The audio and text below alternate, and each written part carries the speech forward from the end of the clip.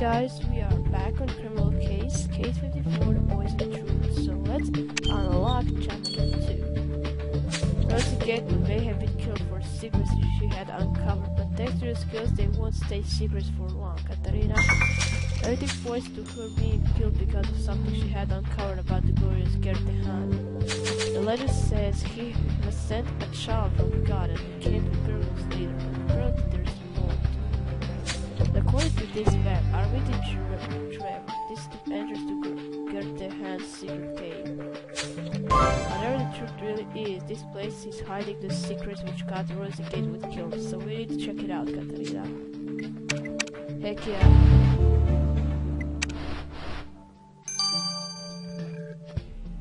Alright, let's go to the cave.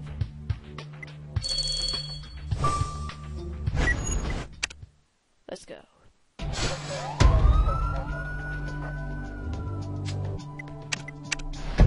Alright, what do we have here? Time box. There it is. Cage. Phone card. Where's that?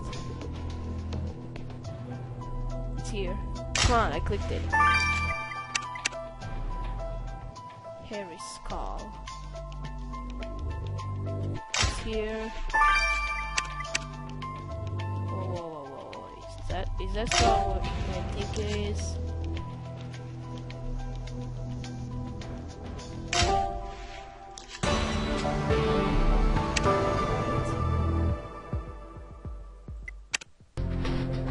As if this cave wasn't already scary enough, you have to go and find a skeleton, Katarina. You're right, we know this is to get the hand's secret lair, so this skeleton might have something to do with this story. Good boy, we'll only know once we've identified it. And I see you're already holding a skull. Would you mind collecting a hair sample? And now for something less scary. Do you think you can restore this stone card you found? And this tiny box has poison written on it, and it's filled with poisonous plants and stuff. You're right, Katarina. Given our crew has a knack for crafting poison, this tiny box must belong to them. So the killer has been used for this cave as their own secret lair. Could they act any more evil? Good point, Katarina. Now that we know this tiny box belongs to the killer, we need to search it.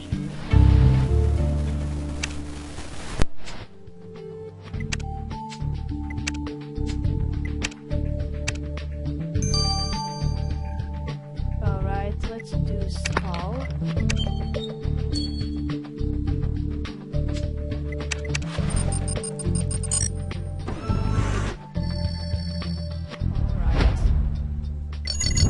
Come on.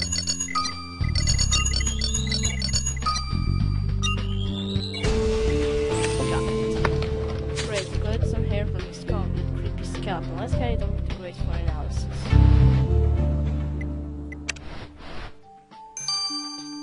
How long is that take you? 15 hours. Come on. And I'm gonna need some stars, so see you in a little bit. I have 2 stars, so let's do the time box. What do we have here? Come on.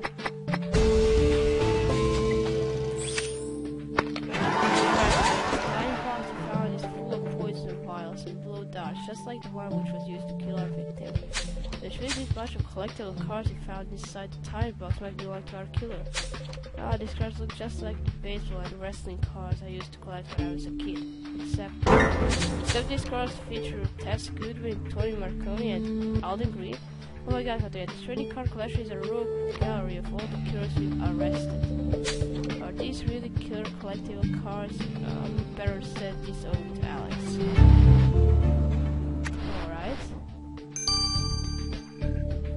12 hours. And now let's do shrink paper.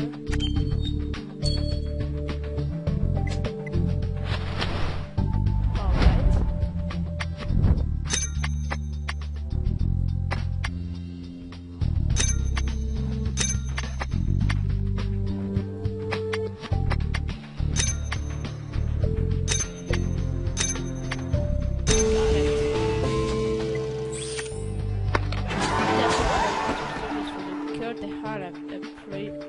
Russian society, Katarina. Wow, this guy is even more popular than we thought. And look at the name of the card. Chantel Emotion. Must be one of his fans. Well, she did seem awfully fond of anything to do with the pilgrims, and very protective too. She did threaten our victim not to write about the past. And now we are pretty certain that Rosie was killed because of what she was going to write on Gert de la Han. If it's possible Chantel killed Rosie to represent the Han's image, I agree that I always talked to her. Heck yeah. But I'm gonna need some stars, so see you in a bit, don't go away.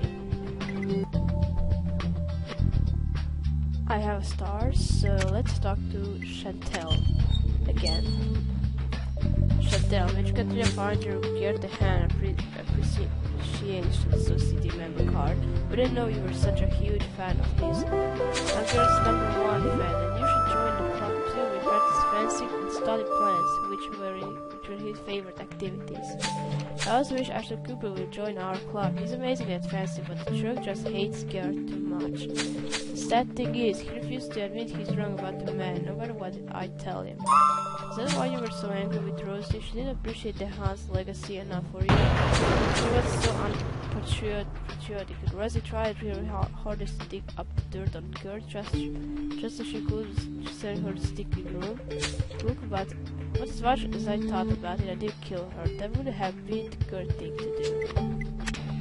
Alright, she's suspicious. Chantel seems super obsessed with Pilgrim's past. She snaps as soon as someone says something bad about it. You're right, you're still missing the full picture of what really happened in that Pilgrim village back in 1645. So what do you say we revisit it, Katarina? And I'm not just saying that so I can dress up as a pilgrim again. Will you?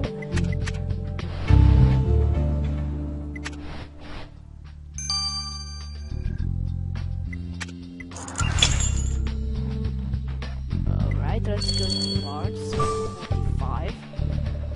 And you dressed up as a pilgrim again. Okay, Katarina, ready to let your imagination wander back to the pilgrim village as it was in 1645. Just immerse yourself in the painting and imagine you are walking through that pilgrim village 400 years ago.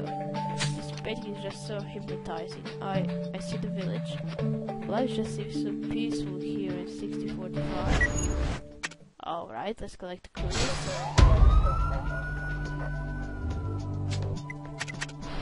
What do we have here? Sled. Gear. Rocking chair. Chest. Golden pattern. Where's the clock? It's here. And the raccoon. Where are you? Where are you? It's here.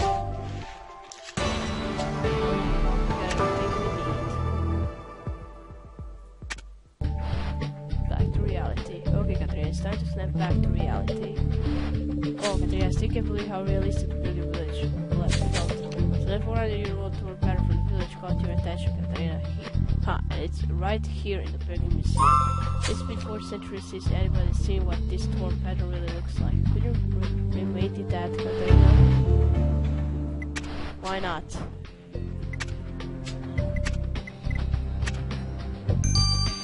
But I'm gonna need some stars, so see you in a little bit.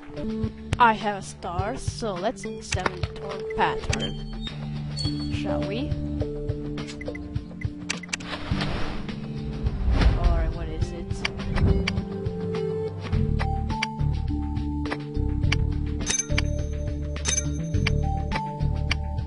Wait, is that the Christian Order symbol? Indeed. Unbelievable, took this 400-year-old torn pattern from the Pilgrim village and threw it back into the Crimson Order symbols. These guys were present in the Pilgrim village too. Do you think there's a link between the Crimson Order and the murder we are investigating, Katarina? You're right, it's highly possible that Rosie discovered a secret about the Crimson Order and was going to write about it. Let's go and talk to Jenny. She is the one who wrote most of our victims' books after all.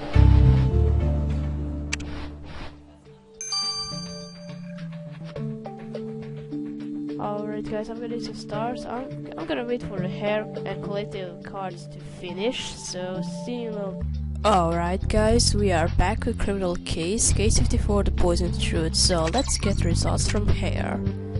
Thanks to the hair sample you brought me, I can access the skeleton you found in the cave is one of the Harriet Gatewood who was murdered 400 years ago.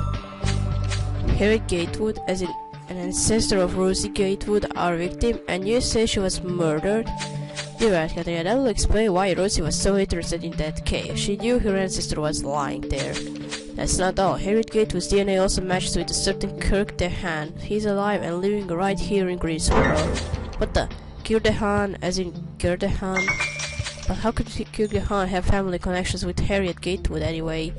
Well, you surely remember Kirk DeHaan's miracle boy legend. Your victim had an interesting theory about that. The manuscript of her next book has leaked on the internet, and it goes like this. Ugly Village 6042. Listen to me, girl. This child I'm expecting is yours. You cannot run away from me. Silence, woman. What should I tell the people of the village? That you impregnated a prostitute? I'm a reverend. Do you think I should be the only one to shoulder his burden? This is your baby too. Why, Harriet? Why would the Lord put us through such trials? You need to run away. You need to hide away from the village and give birth to our child far away from here. Do you remember the secret cave we used to go together last summer? You will be safe there. I suppose you're right. I'll go and hide there, and I'll pray to the Lord so maybe he can hear our plight. Back in present, there goes Rosie Gatewood's story about that baby. What do you think, Katarina? Well, Kirk DeHaan having a child with a prostitute sounds more likely than him finding a baby in a forest as a gift from God. In the end, Harriet Gatewood was completely forgotten from history. No wonder Rosie was so keen on restoring her name. And so, according to the DNA you analyzed, one of the descendants of this baby is this Mr. Kirk DeHaan. You're right, Katarina, we should go ask this Kirk DeHaan a few questions. Alright. And let's get the results from the collectible cards. I had a look at the collectible cards you found in the tiny box on the secret cave, and they are killer cards. They are just like collectible sports cards, but with the murders of Greensboro. Crusoe. At least now there's no doubt these cards belong to RQ. They are exactly what I Twisted Mind would look up to. Not only them, these cards were invented by a certain Baxter Trask who made quite a fortune selling them around town. I agree with you, Katarina. Talking to this Baxter Trask will help us draw up on our killer's profile a bit more precisely. Alright. Killer collects killer cards. Alright. Okay, let's talk to Jenny again. Miss Quaid, Major Katarina discovered there was a hidden Crimson Order symbol in the Pilgrim Village painting, White Acres. Well, of course there is. A Crimson Order's always been here. How do you think Greensboro's dark secrets have remained hidden for so long? Rosie thought the Crimson Order's involvement in this city's history would make for a fascinating book, no matter the danger. She should have learned fencing like me in order to defend herself, but she's always been lazy. If you knew how dangerous the Crimson Order was, why didn't you warn her? I'm just a ghostwriter. Rosie always made it clear that I should never talk. Just listen. Who knew it would cost her her life? Don't worry, you're not suspicious. Well, it goes without saying that Jenny Quaid still holds a strong grudge towards our victim. And I agree with you. It feels like we are getting close, Katarina. Close to the Crimson Order. Yeah, we are getting really, really close. And now let's talk to Kirk. James Tiberius Kirk. Mr. DeHaan, our investigation on Rosie Gatewood's murder led us to Harriet Gatewood, her ancestor killed 400 years ago. And according to our intel, you two share the same DNA, which means you have family connections with our victim. I should sue you for slander. My ancestor is none other than the miraculous boy sent to Kirk DeHaan from God. DNA is sorcery anyway, but that is the only size the Lord would approve if you ask me. Everybody knows Harriet Gatewood was a sinner. The day she disappeared, the villagers thought that the devil had finally come to claim her as his bride. That is the truth, and I will challenge anyone who pretends differently to a fencing match, just so they can see who's right.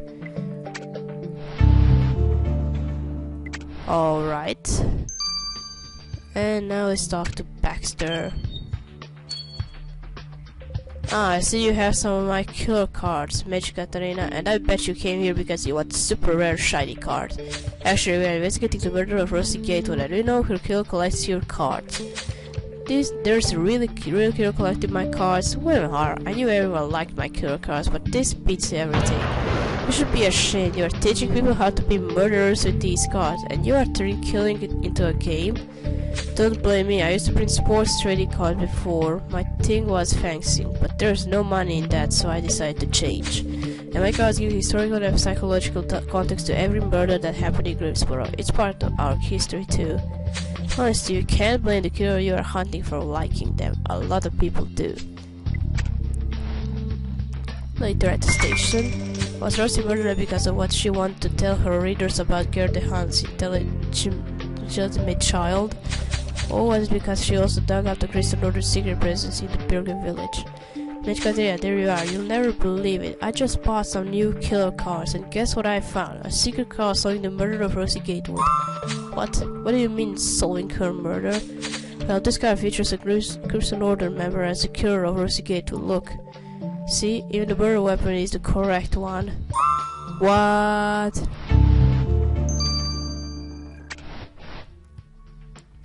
Alright guys, we're gonna stop here. We're gonna continue playing in chapter 3. Thank you for watching. Don't forget to leave a like to this video, and I'll see you again. Goodbye.